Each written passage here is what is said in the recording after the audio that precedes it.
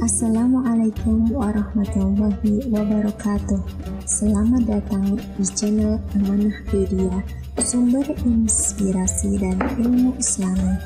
Jangan lupa untuk like video ini, subscribe channel kami, dan aktifkan lonceng notifikasi agar Anda selalu mendapatkan update terbaru dari kami.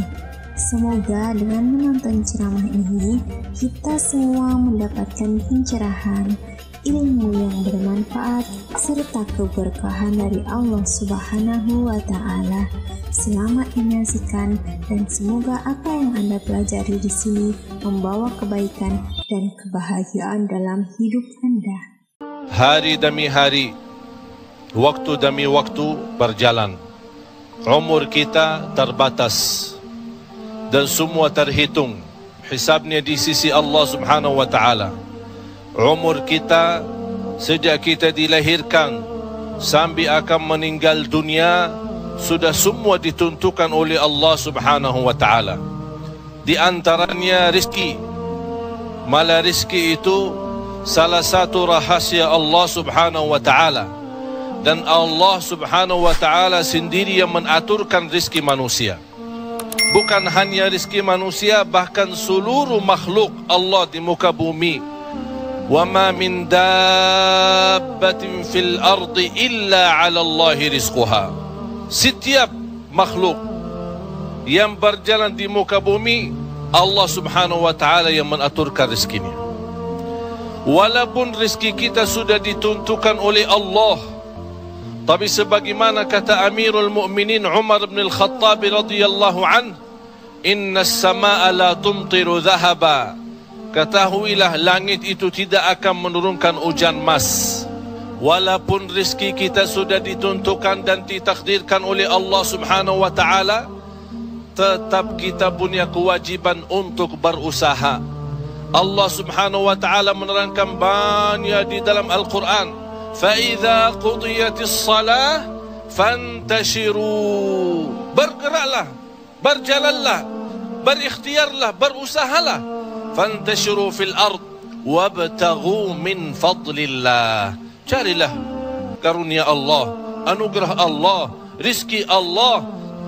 Orang mukmin yang percaya kepada Allah dan senantiasa dia berikhtiar dan berusaha, tetap memiliki keyakinan, menggantungkan hatinya kepada Allah Subhanahu wa Ta'ala. Itu yang namanya tawakkal qalbu. Bukan hanya tawakkal usaha, bukan hanya kita percaya kepada kemampuan diri kita atau kita percaya kepada kecerdasan kita, tapi tetap kita senantiasa memohon pertolongan Allah Subhanahu wa Ta'ala. Dan segala amalan itu tergantung niat. Innamal a'malu binniyat wa innama likulli imri'in ma nawa. Kita punya amal, tapi sebelum kita beramal, sebelum kita berusaha, sebelum kita berikhtiar, tolong Bapak Ibu jangan lupa nawaitu. Saat kita mencari nafkah dan rezeki, nawaitu dia untuk apa? Jadikan rezeki itu adalah jembatan yang membawa kita mendapatkan ridha Allah, jembatan membawa kita masuk surga Allah. Itulah nawaitu. Hal-hal kecil dengan nawaitu bisa menjadi besar di sisi Allah Subhanahu wa Ta'ala. Ada orang nawaitu dia mencari nafkah dan rezeki, begitu dia mendapatkan rezekinya, dia nawaitu untuk memenuhi hak-haknya, kewajibannya terhadap istrinya, kewajiban terhadap anaknya.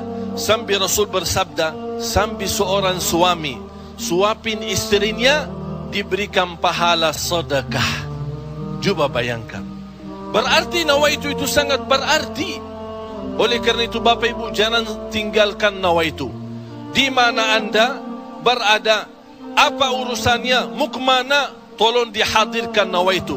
Karena dengan niat, disitulah akan kita sama-sama mendapatkan petunjuk Allah Subhanahu wa Ta'ala. Semoga senantiasa kita dalam ikhtiar dan usaha kita, selalu kita menambah keyakinan dan kepercayaan kita kepada Allah Subhanahu wa Ta'ala.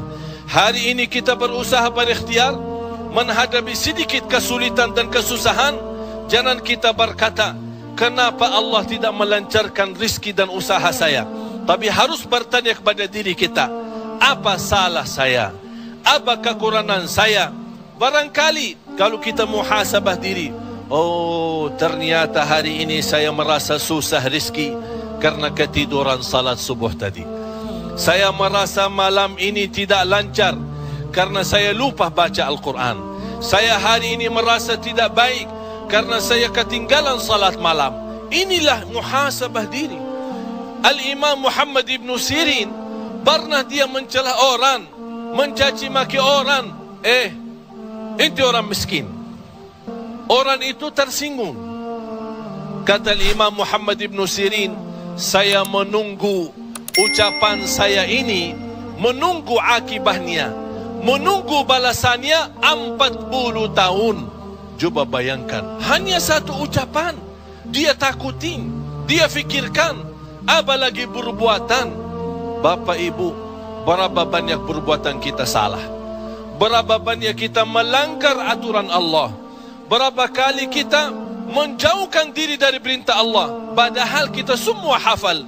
Wa man yattaqillaha yaj'al lahu makhraja. Barang siapa yang takwa kepada Allah, akan Allah jaminkan diberikan jalan keluar dari segala kesusahan, dari segala kesempitan. Berarti kalau kita berdoa, kita berikhtiar, kita berusaha, tapi masih kita menghadapi kesusahan dan kesulitan, pasti ada sesuatu yang tertinggal. Salah satu amalan di samping ikhtiar dan usaha kita adalah zikrullah, terutama istighfar. Karena termasuk istighfar adalah salah satu kunci mendatangkan rezeki. Sebaik istighfar itu sepanjang waktu, pagi, siang, sore, malam. Naik motor, jalan kaki, naik bis, mau kemana-mana. Tidak keberatan kita membasahi lidah dengan istighfar. Malah ada seorang sahabat Rasulullah sallallahu alaihi wasallam, ya Rasulullah, berikan kepada aku amalan yang menjaminkan aku masuk surga. Rasul menjawab, la yazalu lisanuka ratban min dzikrillah. Basahi lidahmu dengan zikir kepada Allah. Kunci rizki Bapak Ibu adalah zikrullah. Kunci rizki zikrullah, di antaranya istighfar. Allah subhanahu wa ta'ala menjaminkan dalam Al-Quran di surat Nuh, faqultu astaghfiru rabbakum innahu kana ghaffara. Apa manfaatnya istighfar? Yursilis samaa alaikum midrara wa yumdidukum bi amwalin wa banin wa yaj'al lakum jannatin wa yaj'al lakum anhara. Dengan istighfar terjamin keturunan. Dengan istighfar kemudahan rezeki. Dengan istighfar kelancaran usaha. Dengan istighfar kesembuhan dari penyakit. Dengan istighfar banyak kemudahan dan kemuliaan yang kita dapat. Kalau memang ingin ditambah rezeki kita, kalau belum sempat haji, kita ingin berhaji. Kalau kita sudah haji, ingin Allah menambah kita bisa haji lagi. La in syakartum lazim. Jadilah hamba yang bersyukur, karena nikmat Allah memang Bapak Ibu tidak bisa terhitung. Nikmat Allah begitu banyak di setiap waktu dan setiap saat, lahir dan batin. Wa in ta'uddu ni'matallahi la tuhsuha. Oleh karena itu, jangan anda menjadi orang-orang yang mengkufri nikmat, tapi jadilah senantiasa mensyukuri nikmat. InsyaAllah dengan syukuri nikmat dan sabar menghadapi ujian dan cobaan, kita bisa menjadi hamba yang diridai Allah.